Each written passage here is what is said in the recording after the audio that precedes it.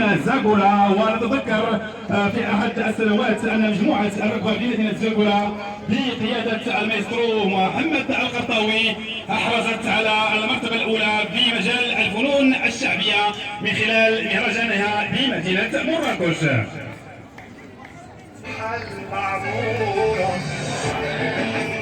نشكر ايضا التقنيين وسي غرفي على هذه الاختيارات الموسيقيه الرائعه.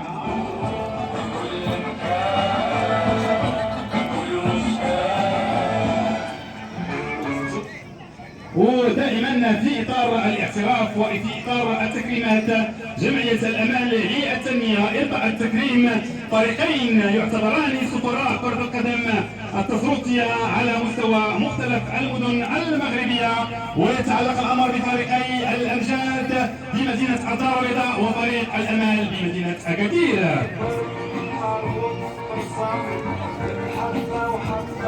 ولتذكير ففريق امجاد تسروط بمدينه زاغورا احرز هذه السنه على بطوله جمعيه شباب ضرعه بمدينه الدار البيضاء، والتي تجمع بين مختلف فروق اقليم زاغورا، واحرز اللقب عن جدارة واستحقاق.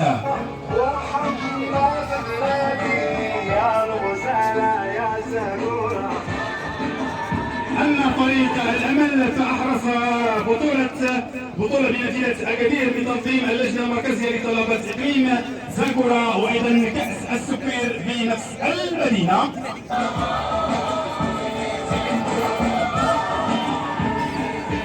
إذا ننادي على فريق الأمجاد وفريق الأمل ليتفضلوا لتسليم الشواهد واعتذار بهذه المناسبة، وايضا نشكرهم على تشريفهم لكرة القدم خارج اقليم زاغورا.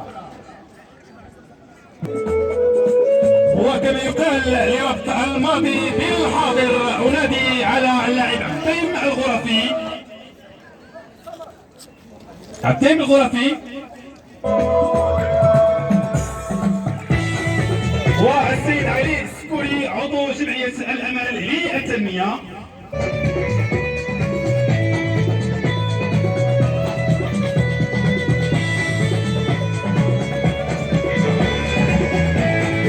الأمجاد بصراحة هذه السنة حقق بطولة وحقق ريمونتادا كما نقول، بعدما كان محتلا للمراتب الأخيرة، ولكنه على التوالي حقق انتصارات تلو الانتصارات حتى تحقق النصر والفوز ببطولة شباب ضرعة بمدينة الدار البيضاء. وهذه الصور المخلدة صور جميلة جدا، وأكيد أن الفريق نخبة من اللاعبين ورأسهم السيد مدرب الفريق حسن به ومساعد المدرب سكوري إدريس. على ذكر سكوري إدريس هو أعتبره واحد من أفضل اللاعبين الذين مروا بدوار تسروط، وايضا اللاعب موسى الحمزاوي واحد من ابرز اللاعبين، ايضا وحلالي او الوهلاني عبد اللطيف، وريحو سعيد ايضا سعيد السكري،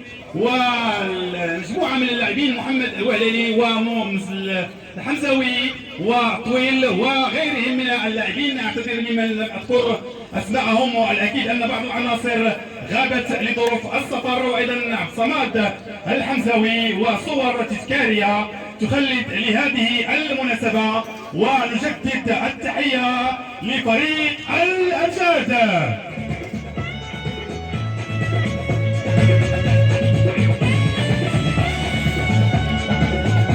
يتفضل السيد تيم الغرفي واحد من اللاعبين اكيد الذين عرفتهم الساحه الكرويه باقليم زاغورا لتسليم التذكار والشهاده بهذه المناسبه اعترافا لهذا الفريق بتشريف فريق او تسروط على مستوى مدينه الدار البيضاء. ويتسلم الشهاده السيد مدرب الفريق حسن به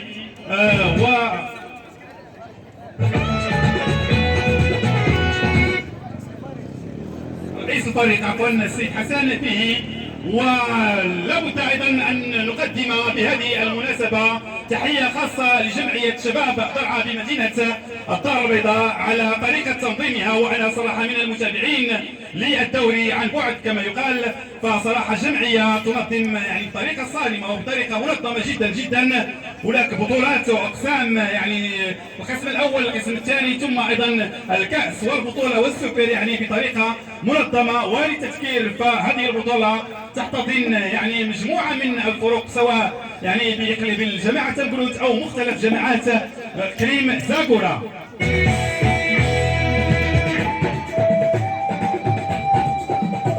لأن صور تذكارية تخلد لهذه المناسبة. وأيضا أنادي على فريق أمال تصوت بمدينة أكادير.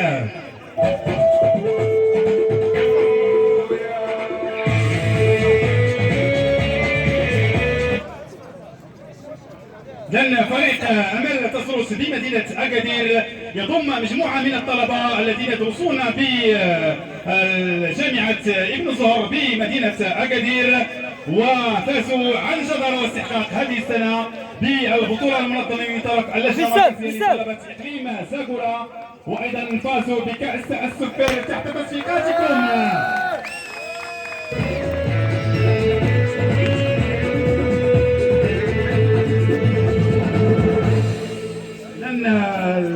تحت يعني هذه الصور الرائعة والرائعة جدا التي تصلكم مباشرة من هنا من ساحة توغلوت التي تحتضن فعاليات هذا العرس الرياضي والفني. لن يتفضل فريق الأمل، تفضلوا.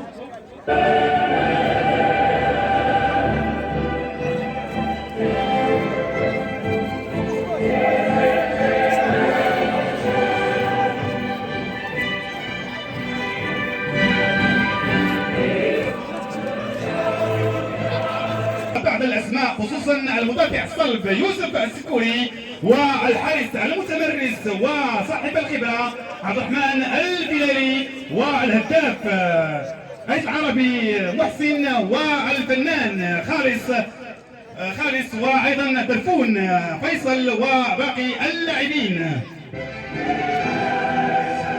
لأن على إيقاعات هذه الموسيقى الجميلة، إيقاعات موسيقى دوري أبطال أوروبا، نهنئ فريق أمل تصروت ويسلمهم الشهادة والتذكار السيد ممثل جمعية أمل للتنمية. ويتعلق الأمر بسكوري علي.